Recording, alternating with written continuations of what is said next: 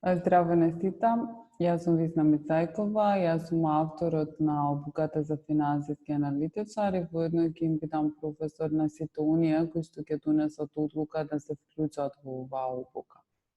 Ова видео го снимам за да ви дадам кратка презентација на обуката, но пред се да дадам некои подетално објаснување за начинот на реализација на оваа обука во комбинација со електронско учење.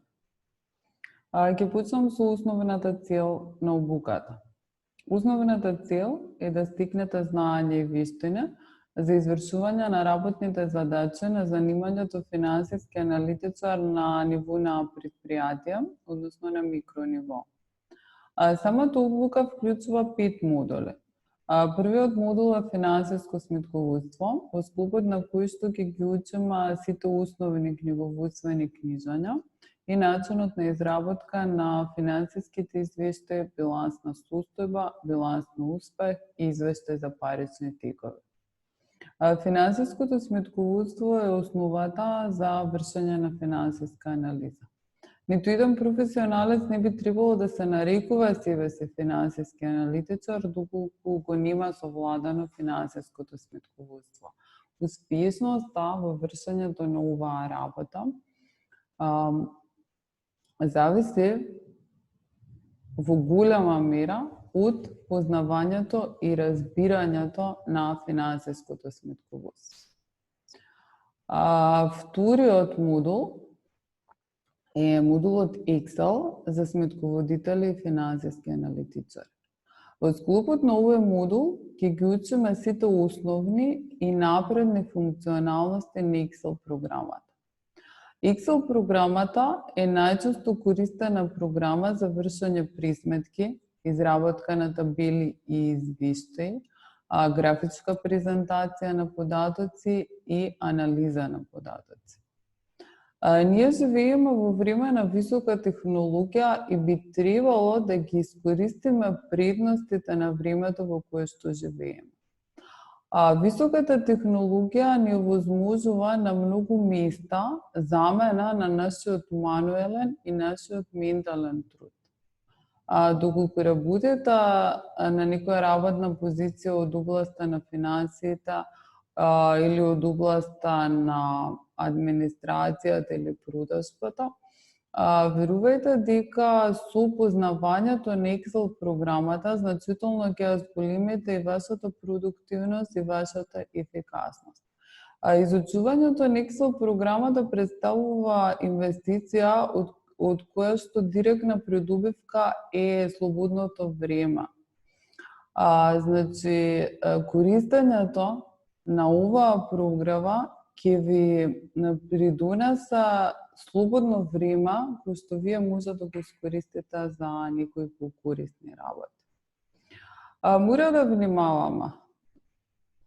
внимаваме и да не забораваме дека таа висока технологија сме измислиле ние, дека компјутерските програми ги измислуваме ние, ги измислува човечкиот мозок. Да не го забораваме тоа и да не се доведеме во ситуација да бидеме едноставно оператори при вршењето на нашата професија. Треба да размислувате што работите, треба да размислувате зошто го работите тоа на начинот на кој што го работите. Веќе е време да не прифаќаме го правам ова зошто така се прави. Секој од нас треба да размислува како подобро да врши својата професија. Секој од нас треба да се труди да ја врши својата професија на најдобар можен начин. Да се вратам на обуката, значи третиот модул е модулот анализа на финансиски извештаи, во склопот на кој ќе ги учиме сите техники за анализа на билансот на состојба, билансот на успех и извештајот за парични текови. Ќе вежбаме многу на реални примери од праксата. Ви го спомнав финансиското сметководство. сакам сега да кажам дека тоа е задолжително нешто што секое предпријатие мора да го прави, а жално е што кај нас се застанува само на она што е задолжително. Финансиското сметководство се занимава со книговодствена евиденција. Резултат на таа книговодствена евиденција се тие финансиски извештаи. И од тие финансиски извештаи ние можеме да ја прочитаме целата приказна за предпријатието, може да ја видиме неговата финансиска состојба и да обезбедиме сознание за неговата активност. Значи, све што прави предпријатието е запишано во тие финансиски извештаи. Со анализата на финансиските извештаи, ние можеме да видиме кај ни се слабостите, да интервенираме за решавање на тие слабости, може да видиме и каде ни се потенцијалните можности за развој, да инвестираме во тие потенцијални можности, односно со анализата на финансиските извештаи ние можеме да дојдеме до сознанија, да донесеме деловни одлуки кои што ги ни овозможат да се искачиме што е можно повисоко.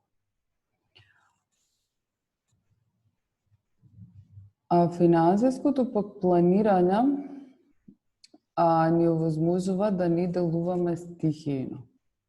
Со создавањето, секој од нас нели си има некакви цели, така и предпријатијата имаат некакви цели. Со финансиското планирање, всушност, предпријатието донесува заклучок што треба да направи за да ги реализира тие цели. Финансиското планирање подразбира анализа на окружувањето. Да не делуваме стихијно.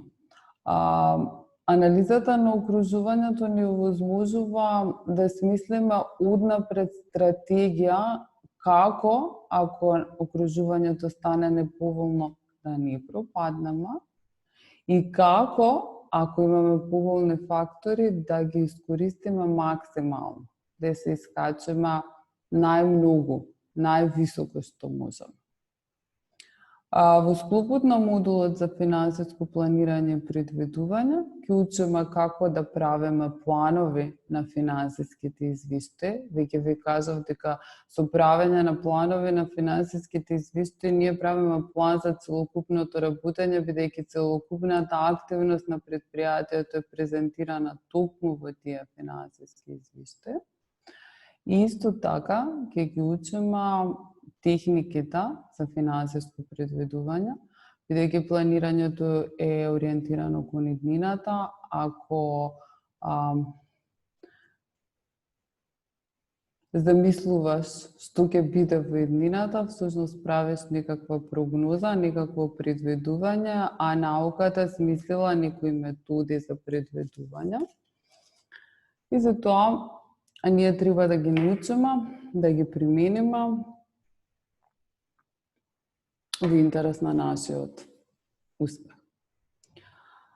И последниот модул е управувањето со обртниот капитал, каде што учиме дополнителни техники и методи за да ги максимализираме нашите перформанси. Обртниот капитал се однесува на тековните средства и тековните обврски во билансовна состојба. Јас сега ќе ви дадам само еден пример. Основна ставка во тековните средства се паричните средства.